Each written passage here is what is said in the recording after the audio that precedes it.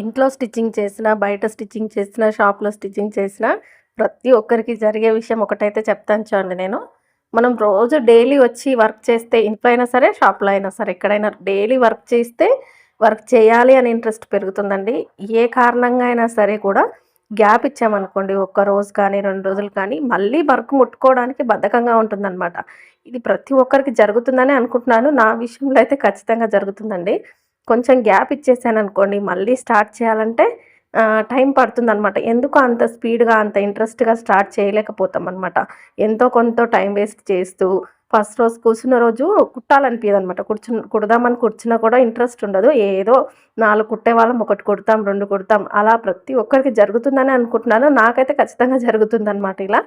హ్మ్. మరి daily కుట్టామనుకోండి, next ఏం చేయాలనే ఇంట్రెస్ట్‌తో చేస్తామనమాట. ఈ పననే కాదు, ఏ పనైనా డైలీ చేస్తే ఇంట్రెస్ట్‌గా చేయాలనిపిస్తుంది. మనం చేయకుండా కూర్చుంటే చేయలేమనమాట. ఇంకా నాకు గ్యాప్ వచ్చిందనుకోండి, నేను కొన్ని బట్టలు కూడా మర్చిపోతాననమాట. ఎవరివి ఏంటి అని.